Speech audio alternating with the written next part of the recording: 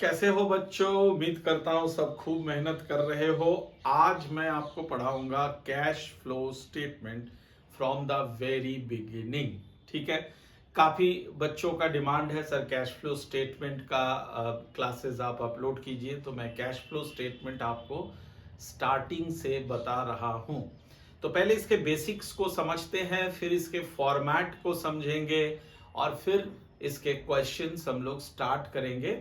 और खास करके हम बोर्ड 2026 में आने लायक जो क्वेश्चंस होंगे उन क्वेश्चंस पे हम ज़्यादा स्ट्रेस करेंगे और बेसिक क्वेश्चंस तो मैं बताऊंगा ही। तो चलिए बात करते हैं कैश फ्लो स्टेटमेंट की। कैश फ्लो स्टेटमेंट होता क्या है?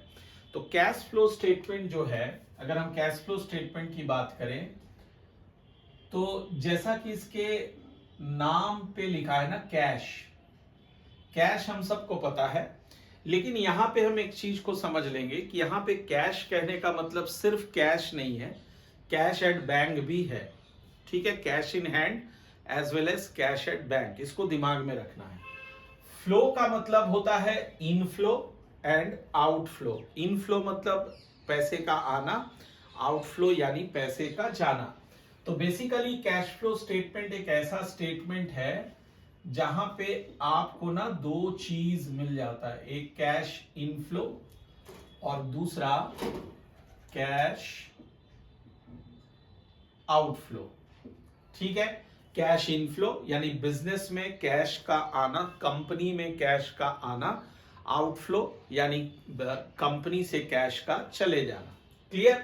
जैसे मैं एक छोटा सा एग्जांपल दूं, sale of goods, sale of goods for cash और फॉर चेक। ठीक है, अगर आप गुड्स बेच रहे हो, आपकी कंपनी गुड्स बेच रही है तो पैसा आएगा, तो it's an example of cash inflow, sale of goods. ठीक है, दूसरा एग्जांपल लेता हूं,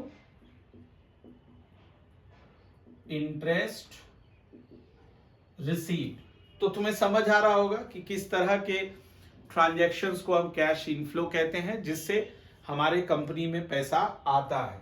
दूसरा है कैश आउटफ्लो। कैश आउटफ्लो का एग्जांपल लेता हूं, सपोज करो सेल ऑफ गुड्स है तो इसका उल्टा कर दो, क्या हो जाएगा? Purchase of goods, purchase of goods. और इसका उल्टा कर दो, क्या हो जाएगा? Interest paid on loans. Clear है? तो बस कैश इनफ्लो और कैश आउटफ्लो का खेल है इस चैप्टर में एंड नथिंग एल्स। तो ये कैश इनफ्लो और कैश आउटफ्लो हमें कैलकुलेट करना पड़ेगा। इसके लिए एक स्पेसिफिक फॉर्मेट है, उस फॉर्मेट को फॉलो करके हम लोग कैश फ्लो स्टेटमेंट बनाते हैं। अब बात करते हैं एक बहुत इंपॉर्टेंट बात, कैश फ्लो स्टेटमेंट दो तरीके से बनता है, एक डायरेक्ट मेथड है और एक इनडायरेक्ट मेथड है। हमारे सिलेबस में इनडायरेक्ट मेथड से आपको कैश फ्लो स्टेटमेंट बनाना है। ठीक है, उसका फॉर्मेट मैं अभी आपको बताऊंगा, समझाऊंगा। फिलहाल कुछ और बेसिक चीजें हम यहां पढ़ लेते हैं।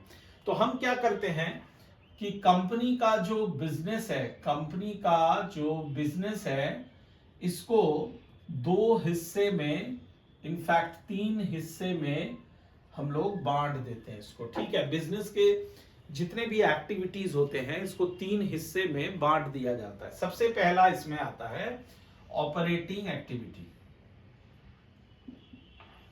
सबसे पहले नंबर पे आता है ऑपरेटिंग एक्टिविटी। दूसरे नंबर पे आता है इन्वेस्टिंग एक्टिविटी और तीसरे नंबर पे आता है बच्चों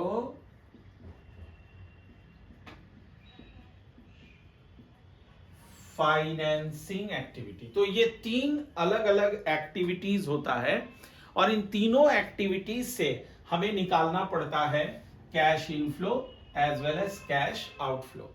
ऑपरेटिंग से भी हम निकालते हैं इनफ्लो एंड आउटफ्लो, इन्वेस्टिंग से भी हम निकालते हैं इनफ्लो एंड आउटफ्लो और फाइनेंसिंग से भी हम निकालते हैं इनफ्लो एंड आउटफ्लो। बात आई समझ में? यस सर, बिल्कुल क्लियर है। अब सवाल है, मुझे इन तीनों एक्टिविटीज के बारे में थोड़ा बहुत बेसिक नॉलेज होना जरूरी है। ऑपरेटिंग एक्टिविटी कंपनी के उन एक्टिविटीज को कहते हैं जो रेगुलर बेसिस पे होता है, जो रेगुलर बिजनेस एक्टिविटीज है, जैसे sale of goods, purchase of goods, rent paid for the building, salary paid to the employees. तो ये सब क्या है ना, बिजनेस का नॉर्मल एक्टिविटीज है। तो इन नॉर्मल एक्टिविटीज को हम लोग ऑपरेटिंग एक्टिविटी में रखते हैं। दूसरे नंबर पे आता है इन्वेस्टिंग एक्टिविटी। क्या होता है सर ये? इन्वेस्टिंग एक्टिविटी हमेशा याद रखो, इन्वेस्टिंग एक्टिविटी में दो चीज पे हमें फोकस करना है, sale and purchase of fixed assets. आपको पता है फिक्स्ड एसेट्स एक बिजनेस के लिए कितना इंपॉर्टेंट होता है। बिना फिक्स्ड एसेट्स के हम प्रॉफिट जनरेट कर ही नहीं पाते हैं। तो फिक्स्ड एसेट्स बिजनेस का स्केलेटन होता है, इसको दिमाग में रखना है। तो जब भी आप फिक्स्ड एसेट्स सेल या परचेज करोगे, that will be noted under investing activity. अब आता है फाइनेंसिंग एक्टिविटी। फाइनेंसिंग एक्टिविटी में क्या आता है? फाइनेंसिंग एक्टिविटी में आता है कि आप अपने बिजनेस को फंडिंग करने के लिए, यानी बिजनेस में फंड जुटाने के लिए आप जो लोन लेते हो, आप डिबेंचर्स इशू करते हो, और जब उस लोन को रीपेमेंट करते हो, डिबेंचर्स को रिडीम करते हो, ये सारी बातें फाइनेंसिंग एक्टिविटी में आता है। तो financing activity is related to loan borrowed. ठीक है, मतलब पैसा हम कहां से जुटाते हैं कंपनी में, लोन लेके जुटाते हैं। दूसरा आपको पता है इशू ऑफ शेयर कैपिटल, है ना, कंपनी शेयर कैपिटल इशू करती है पैसे के लिए। ठीक है, और फिर जब इस लोन को आप चुका देते हो, repayment of loan, repayment of loan, या फिर इशू ऑफ डिवेंचर्स और रिडेम्पशन ऑफ डिवेंचर। तो इस तरह की जो ट्रांजैक्शंस है, ये सब फाइनेंसिंग एक्टिविटी में आता है। तो बेसिकली हमने क्या सीखा? ऑपरेटिंग एक्टिविटी में क्या सीखा? ऐसे एक्टिविटीज जो बिजनेस के लिए नॉर्मल एक्टिविटीज है, डे टू डे एक्टिविटीज है। Investing activities only related to non current assets, यानी फिक्स्ड एसेट्स, उनका सेल और उनका परचेज हम इसमें लेते हैं। फाइनेंसिंग एक्टिविटी में लोन या डिवेंचर से संबंधित, यानी कंपनी के फंडिंग के लिए जो जो एक्टिविटीज हम करते हैं, वो सब फाइनेंसिंग एक्टिविटी में आता है। तो उम्मीद करता हूं बेसिक्स जो था कैश फ्लो का, ये आपके दिमाग में बैठ गया। अब आइए हम लोग समझते हैं कैश फ्लो के फॉर्मेट को। ठीक है बच्चों, फॉर्मेट कैश फ्लो का बहुत आसान है। बस बुक में इसका फॉर्मेट देखोगे तो कई बच्चों को डर लग जाता है कि अरे बाप, इतना बड़ा फॉर्मेट। ना, डरना नहीं है। मैंने फॉर्मेट को बहुत ही शॉर्ट करके आपको बताया है, इसको ध्यान से देखिए तो आपको समझ आ जाएगा। इससे बेटर फॉर्मेट आपको नहीं मिलने वाला है। तो कैश फ्लो स्टेटमेंट के फॉर्मेट को समझते हैं। जैसे कि मैंने आपको सिखाया है, 3 एक्टिविटीज होता है, ऑपरेटिंग, इन्वेस्टिंग और फाइनेंसिंग, और इनका सीक्वेंस होता है, पहले ऑपरेटिंग आता है, फिर इन्वेस्टिंग आता है, फिर फाइनेंसिंग आता है। तो एक ही फॉर्मेट में इन तीनों को कैलकुलेट और डिटरमाइन किया जाता है। तो सबसे पहले तो कैश फ्लो स्टेटमेंट का हेडिंग यहाँ पे आप जरूर देना। कंपनी का नाम दिया है तो सबसे ऊपर कंपनी का नाम लिखना। फिर आप क्या लिखोगे? Cash flow statement for the year ended that. अक्सर क्या होता है कि 2 साल का डेटा दिया रहता है, जो करंट ईयर है वो यहाँ पे लिखना है, for the year ended 31 March let us से 2025, तो उसको आप लिखोगे। इसके बाद यहाँ हेडिंग दोगे, सबसे पहले cash flow from operating activity. पहले हम इसको निकालेंगे। तो कैसे निकलता है ये, इसका देखो फॉर्मेट के अनुसार हम लोगों को बनाना है। ठीक है, तो सबसे पहले हमें चाहिए नेट प्रॉफिट बिफोर टैक्स, और इसको जो है ना हम नोट 1 में कैलकुलेट करते हैं। तो क्या होता है sir net profit before tax? Net profit before tax यानी हमारा जो नेट प्रॉफिट आया है, तो उस नेट प्रॉफिट पे फिर बाद में हमें देना पड़ता है टैक्स। तो टैक्स देने से पहले का जो नेट प्रॉफिट होता है उसे हम कहते हैं नेट प्रॉफिट बिफोर टैक्स, और टैक्स देने के बाद जो नेट प्रॉफिट आता है उसको कहते हैं नेट प्रॉफिट आफ्टर टैक्स। तो यहां पे हमें चाहिए होता है नेट प्रॉफिट बिफोर टैक्स। ठीक है, तो उसका कैलकुलेशन हम कैसे करेंगे? तो यहां नोट 1 में उसका कैलकुलेशन आपको दिखाना पड़ेगा। सबसे पहले net profit during the year, जो हमने net profit during the year earn किया है वो यहाँ पे आपको लिखना है, that will be given in your question. Question में डायरेक्ट ये दिया रहता है, या फिर 2 साल का प्रॉफिट एंड लॉस अकाउंट का बैलेंस दिया रहेगा, तो दोनों का जो डिफरेंस आएगा वो हमें यहाँ पे लिखना है। जैसे जैसे हम आगे बढ़ेंगे, क्वेश्चंस बनाएंगे, तो वो और ज्यादा क्लियर हो जाएगा।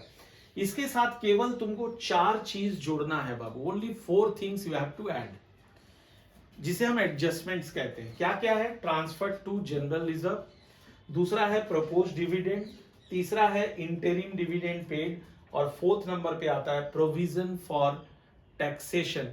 इनको हम ऐड क्यों करते हैं? क्योंकि ऑलरेडी हमने इसको माइनस करके नेट प्रॉफिट निकाला हुआ था, तो अब उसको जब दोबारा ऐड बैक कर दूंगा तो ये net profit during the year आ जाएगा। क्लियर है? तो आपको याद रखना है, जो net profit during the year given रहेगा उसके साथ इन चारों को ऐड बैक करना है। इन चारों को हम एडजस्टमेंट्स कहते हैं, और कोई जरूरी नहीं है कि इन चारों को आप सीक्वेंस में लिखें, कोई भी पहला, दूसरा, तीसरा रैंक में आ सकता है। बस आपको याद रखना है कि क्या क्या इसमें आता है। जैसे ही आप इन चारों को ऐड कर दोगे, you will get net profit before tax, और इस नेट प्रॉफिट बिफोर टैक्स को आपको उठा के यहां पे डाल देना है। क्लियर है?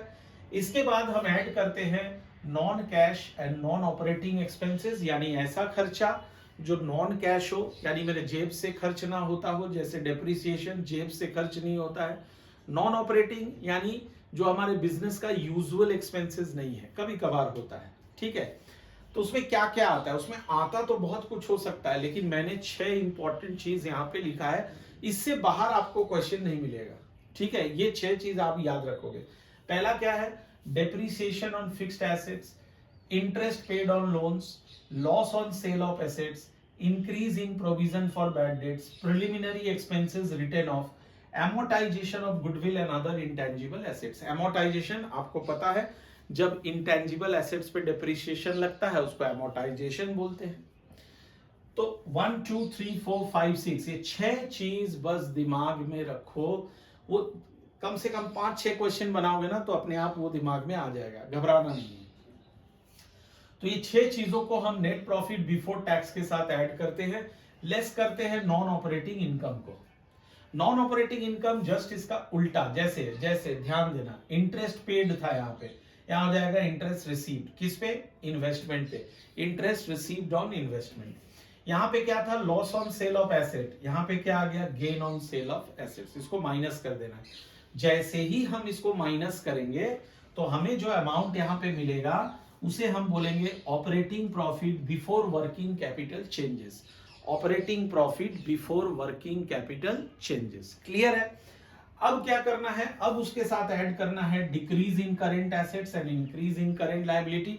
हमारे पास करेंट एसेट्स और करेंट लायबिलिटीज के 2 साल का बैलेंसेस गिवन रहेगा, वहां से हमें निकाल लेना होगा कि एसेट्स डिक्रीज हो रहा है या एसेट इंक्रीज हो रहा है।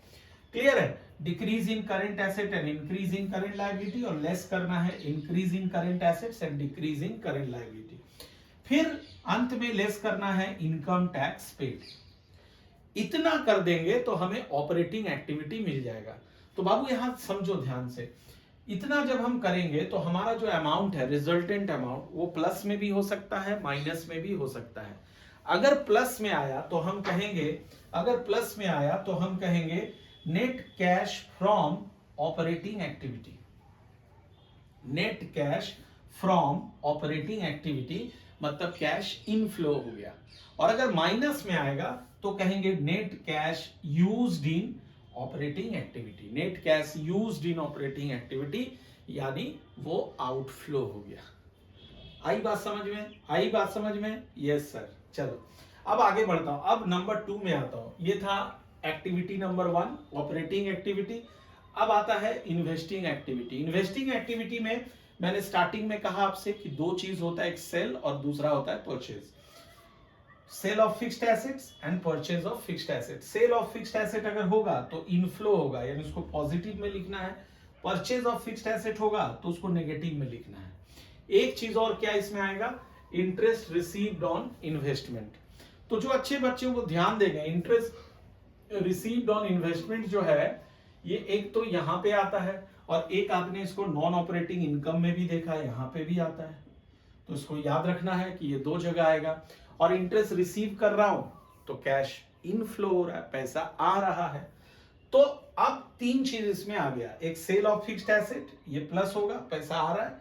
परचेज ऑफ फिक्स्ड एसेट, ये नेगेटिव होगा क्योंकि पैसा जा रहा है।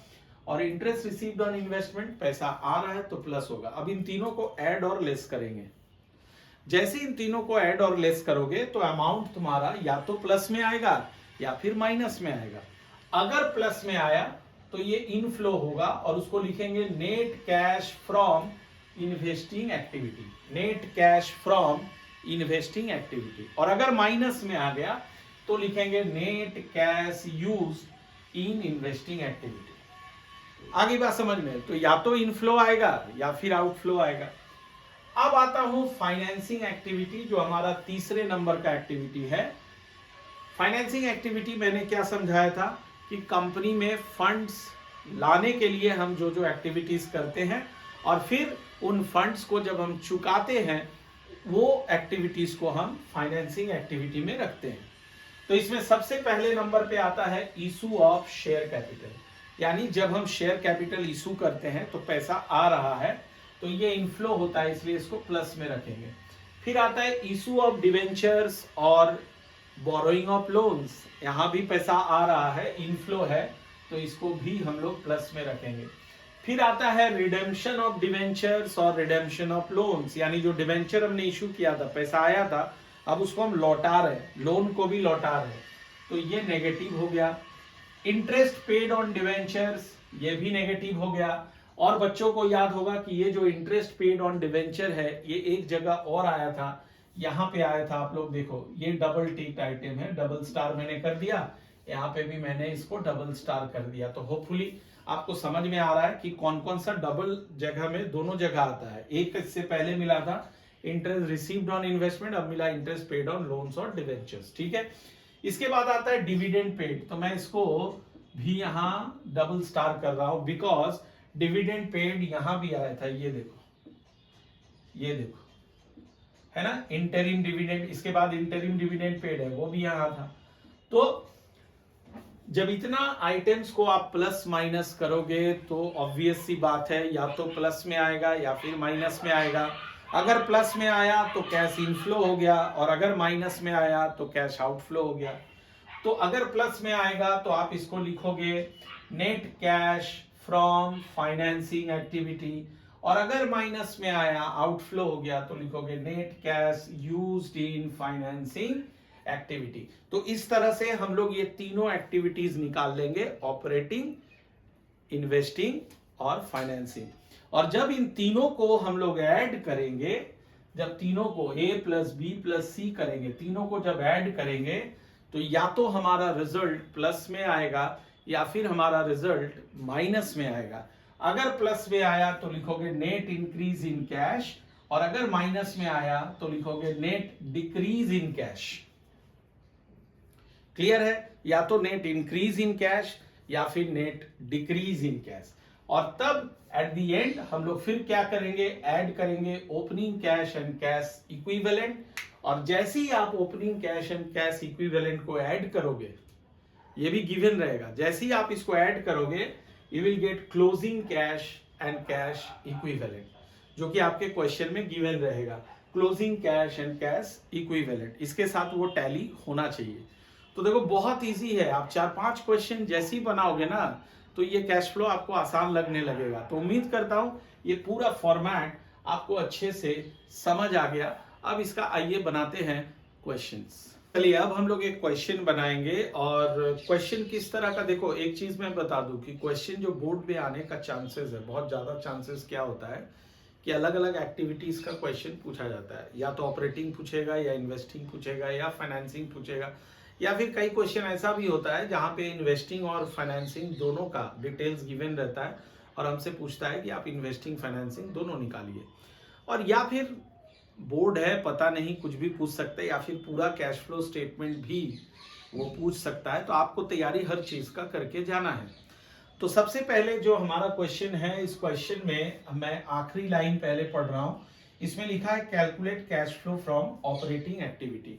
ये हमें निकालना है यहाँ कुछ डिटेल्स गिवन है क्वेश्चन का और कुछ एडिशनल इंफॉर्मेशंस भी गिवन है। तो हमारे पास, चूंकि मैं ये पहला क्वेश्चन बना रहा हूं, तो हमारे पास कैश फ्लो का फॉर्मेट अवेलेबल होना चाहिए। जो अभी अभी मैंने आपको कैश फ्लो का फॉर्मेट दिया, तो वहां पे आप देखो मैंने तीनों एक्टिविटीज का बताया, पर यहां हमें निकालना है केवल ऑपरेटिंग एक्टिविटी। तो ऑपरेटिंग एक्टिविटी की शुरुआत आप सब कोई फॉर्मेट में देखो, मैंने क्या बताया था। ऑपरेटिंग एक्टिविटी की शुरुआत हम करते हैं नेट प्रॉफिट बिफोर टैक्स से, और उसको वर्किंग नोट पे निकालते हैं। तो वही काम हम सबसे पहले करेंगे कि आ जाएंगे वर्किंग नोट में, और वर्किंग नोट में मैं यहाँ पे निकालूंगा calculation of cash flow from operating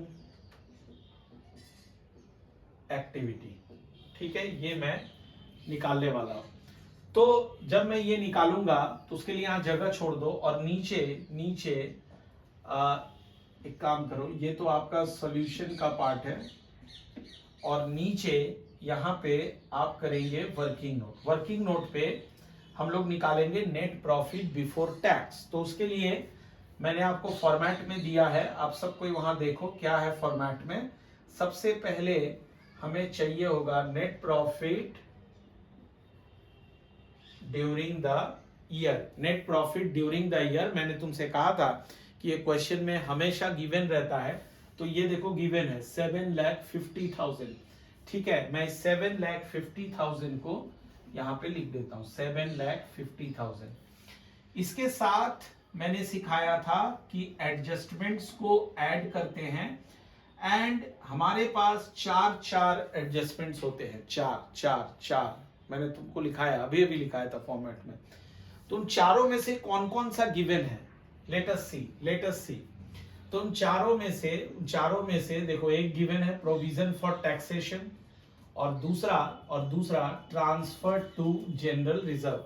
ये दो एडजस्टमेंट्स गिवन है, मैं इन दोनों को यहाँ पे ऐड करता हूँ। इसके अलावे क्या आता है, इसके अलावे आता है इंटरिम डिविडेंड पेड एक, और क्या आता है, दूसरा क्या आता है प्रोपोज डिविडेंड। ये दोनों गिवन नहीं है, तो मैं जो गिवन है उन दोनों को लिखता हूं। प्रोविजन फॉर टैक्सेशन, तो यहां नंबर 1 में मैं लिख देता हूं प्रोविजन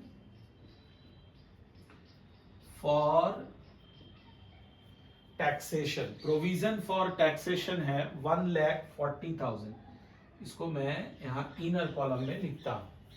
फिर है ट्रांसफर टू जनरल रिजर्व, तो यहां पे मैं लिखता हूं ट्रांसफर टू जनरल रिजर्व। कितने का है बाबू, कितने का है, 70,000। तो ये मैंने डाल दिया 70,000। इन दोनों को ऐड करके अब मैं बाहर लिख रहा हूं 2,10,000। So this gives me 9,60,000। ये 9,60,000 ये हमारा आ गया net profit before tax. Net profit before tax 9,60,000, और मैं यहां पे अब लिख दूंगा कि मुझे मिल गया नेट प्रॉफिट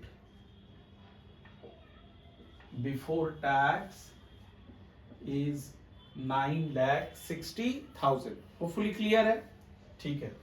अब आगे बढ़ते हैं। अब इसके साथ ऐड करते हैं हम लोग non cash and non operating expenses. Non cash and non operating expenses, एक बार रिपीट करता हूं कि इसमें 6 चीज मैंने बताया था, क्या क्या था। चलो एक बार रिपीट करता हूं। सबसे पहले था loss on sale of asset, फिर था amortization ऑफ गुडविल और एनी अदर इंटेंजिबल एसेट्स, फिर है इंटरेस्ट पेड ऑन लोन और डिवेंचर्स, फिर है increase in provision for bad dates, उसके बाद आता है प्रिलिमिनरी एक्सपेंसेस रिटर्न ऑफ, और कौन सा रह गया, प्रिलिमिनरी एक्सपेंसेस रिटर्न ऑफ, और कौन सा रह गया, और कौन सा रह गया, और कौन सा रहेगा, depreciation charged during the year. तो ये 6 चीज आपको याद रखना है। तो अब देखते हैं इन 6 में से क्या क्या गिवन है, क्या क्या गिवन है। सबसे पहला है loss on sale of furniture. चलो इसको लिख देता हूं नंबर 1 में, loss on sale of furniture. लो जी, मैंने लिख दिया 8,000 रुपया। ये 8,000 रुपया इनर कॉलम में लिख दिया। नंबर 2 में है गुडविल एमोटाइज्ड 36,000। चलो इसको भी लिख दिया। गुडविल एमोटाइज्ड, गुडविल एमोटाइज्ड है 36,000, इसे भी मैंने लिख दिया। इसके बाद मुझे मिल रहा है प्रोविजन फॉर बैड डेट्स, मैं उसको भी यहां पे लिखूंगा। Provision for bad dates. अगर फॉर्मेट में देखोगे तो पाओगे कि increase in provision for bad dates मैंने लिखाया था। तो क्वेश्चन में इंक्रीज या डिक्रीज कुछ गिवन नहीं है, तो हम लोग मान लेते हैं कि वो इंक्रीज है। इसे दिमाग में रखना है, ठीक है। तो यहां पे 3 चीज आ गया, 36 प्लस 8 44 प्लस 10 ये 54,000 आ गया। अब मैं यहां से माइनस करने वाला हूं। फॉर्मेट क्या कहता है, क्या माइनस करना है? Non operating income. Non operating income में मैंने आपको 2 चीज लिखाया था, एक इंटरेस्ट रिसीव्ड ऑन इन्वेस्टमेंट और एक gain on sale of asset. दोनों में से कौन सा है? एक तो मुझे gain on sale of plant and machinery दिख गया, एक ही है, तो मैं यहां पे लिखता हूं gain on sale of plant and machinery. बाबू कितने का है? 32,000 का है, तो मैं इसको इसके नीचे लिख देता हूं 32,000। देखो मैंने ब्रैकेट लिखा क्योंकि ये लेस करना है, माइनस करना है। तो 54,000 में से 32,000 माइनस कर देंगे, कितना बचेगा? 22,000, है कि नहीं? अब क्या रह गया? 9,60,000। वहां से उसके साथ आपको 22,000 और ऐड कर देना है, तो कितना रह गया मेरे पास? 9,82,000। और ये जो अमाउंट आया इसे हम कहेंगे operating profit before working capital changes. Operating profit before working capital changes. Clear है? अब आप सब कोई फॉर्मेट में देखो, ठीक है, ध्यान से देखो इसके साथ क्या ऐड करना है। इसके साथ फॉर्मेट कहता है कि आप ऐड करोगे decrease in current assets and increase in current liability. ठीक है, तो क्या ऐड करना है? डिक्रीज इन करेंट एसेट और क्या इंक्रीज इन करेंट लायबिलिटीज। अब करेंट एसेट्स करेंट लायबिलिटी का डिटेल यहां नीचे गिवन है। 2 साल का डेटा गिवन है, 23 और 24। तो सबसे पहले मैं देखता हूं करेंट एसेट्स। करेंट एसेट्स यहां पे कौन कौन सा है? ट्रेड रिसीवेबल, ये हमारा करेंट एसेट है। ट्रेड पेएबल करेंट लायबिलिटी है। इन्वेंट्री करेंट एसेट्स है। इनकम रिसीव्ड इन एडवांस ये करेंट लायबिलिटी है। आउटस्टैंडिंग एक्सपेंस करेंट लायबिलिटी है। Prepaid expense current asset. ये एसेट्स और लायबिलिटीज है। अब सबसे पहला करेंट एसेट जो है वो ट्रेड रिसीवेबल है। और तुम लोग देखो यहाँ पे ट्रेड रिसीवेबल ना बढ़ रहा है। पिछले साल 2 लाख था और इस साल 2,48,000 हो गया, तो बढ़ रहा है। जबकि मुझे यहां चाहिए डिक्रीज इन करेंट एसेट, तो ये यहां फिट नहीं हो रहा है, इसको छोड़ देंगे। अगला जो है ट्रेड पेएबल है, करंट लायबिलिटी है, और करंट लायबिलिटी यहां पे इंक्रीज कर रहा है। देखो 180 से 220 हो रहा है, 40,000 से इंक्रीज कर रहा है, तो वो तो मुझे यहाँ चाहिए इंक्रीज इन करेंट लायबिलिटी। तो मैं यहां पे लिख देता हूं ट्रेड पेएबल। समझ रहे हो ना? यस सर, समझ गया। तो कितने से बढ़ रहा है ये? 40,000 से, तो मैंने यहां ले लिया 40,000। इसके बाद आगे बढ़ता हूं। इन्वेंट्री अगेन करेंट एसेट है, और इस बार देखो ये घट रहा है। इन्वेंट्री घट रहा है, कितने से घट रहा है? 48 से 32 हो गया, तो 16,000 से घट रहा है। तो मैं इसको यहां पे लिख देता हूं इन्वेंट्री 16,000 से ये घट गया। इसके बाद आता है income received in advance, current liability है और वो पहले 32,000 था, अब जीरो हो गया, सीधे घट गया, जीरो हो गया, जीरो हो गया मतलब घट गया। बट यहां मुझे चाहिए इंक्रीज इन करंट लायबिलिटी, तो इसकी स्थान यहां पे नहीं है। अब आता हूं आउटस्टैंडिंग एक्सपेंस। आउटस्टैंडिंग एक्सपेंस फिर से करंट लायबिलिटी है और ये फिर से घट रहा है। देखो 24,000 से 12,000 हो गया, घट रहा है, मतलब ये भी यहां पे नहीं आएगा। और सबसे अंत में है prepaid expense. Prepaid expense current asset है, पहले वो कुछ नहीं था, जीरो था और अब 20,000 हो गया, यानी बढ़ गया। पर यहां मुझे लेना है डिक्रीज इन करंट एसेट, तो इसलिए उसकी जगह यहां पे नहीं है। तो इन दोनों को अगर मैं ऐड करता हूं बाबू, तो ये मैंने पाया 56,000। अब हमारा फॉर्मेट कहता है कि यहां से लेस करोगे जस्ट इसका ऑपोजिट, यानी increase in current assets and decrease in current liability. Increase in current assets and decrease in current liability.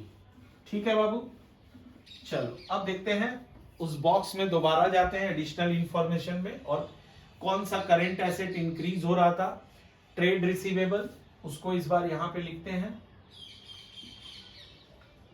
Trade receivable. बाबू कितने से इंक्रीज हो रहा है, 48,000, चलो लिख दिया। उसके बाद ट्रेड पेएबल बढ़ रहा था, ऊपर चला गया था, तो यानी ट्रेड पेएबल और इन्वेंट्री ये ऊपर वाले कैटेगरी में आ गया था, तो इसका मतलब ये बाकी जितना भी बच गया वो सब इस कैटेगरी में आ जाएगा, सब इस कैटेगरी में आ जाएगा। होपफुली क्लियर है। तो क्या क्या रह गया, income received in advance, current liability है और देखो ये घट रहा है, तो यहां पे आ जाएगा इनकम रिसीव्ड इन एडवांस। कितने से घट रहा था, 32,000 से, तो मैंने उसको यहां लिख दिया। इसके बाद आ जाओ outstanding expense. Outstanding expense current liability था और वो भी घट रहा है, तो उसे भी यहां पे लेते हैं। आउटस्टैंडिंग एक्सपेंस ये देखिए 12,000 से घट गया। और फिर है प्रीपेड एक्सपेंस, करंट एसेट था और वो बढ़ रहा था, 20,000 से बढ़ रहा था, तो उसको मैं यहां पे लिखता हूं प्रीपेड एक्सपेंसेस। कितने से बढ़ रहा था, 20,000 से, ये 20,000 से बढ़ गया। अब आ जाओ इन सबको ऐड करो, देखो कितना आ रहा है, 40, 30, 70, 80, 92 और 1,12,000 आ रहा है। इन सबको जोड़ेंगे तो 1,12,000। ये 1,12,000 मैंने ब्रैकेट में लिखा, माइनस करना है बिकॉज यहाँ लेस का साइन है। 56,000 में से इसको माइनस करेंगे, 56,000 में से इसको माइनस करेंगे तो ये -56,000 आ जाएगा। क्लियर है। और यहां देखो 9,82,000 है, वहां से 56,000 को माइनस कर देंगे तो मेरे पास बचेगा 56,000 को अगर मैं माइनस करता हूं तो 0 0 0, ये 6, ये 2, 9,26,000, और इसे हम कहेंगे cash flow from operating activity. ये आ गया प्लस में, और अगर माइनस में आता तो लिखते cash used from operating activity. तो देखो कितना आसान है, अगर फॉर्मेट याद रहे तो आप आसानी से इन क्वेश्चंस को बना सकते हो। ठीक है, आज के क्लास में इतना ही। अगले क्लास में फिर मिलूंगा आपसे एक नए क्वेश्चन के साथ। ऑपरेटिंग एक्टिविटी भी बताऊंगा, साथ में इन्वेस्टिंग एक्टिविटी भी मैं बताऊंगा। चलिए मिलते हैं अगले क्लास में। आपको किसी तरह का कोई भी डाउट हो कमेंट बॉक्स में लिख करके मुझे जरूर बताइए, मैं वो वीडियो जरूर अपलोड करूंगा।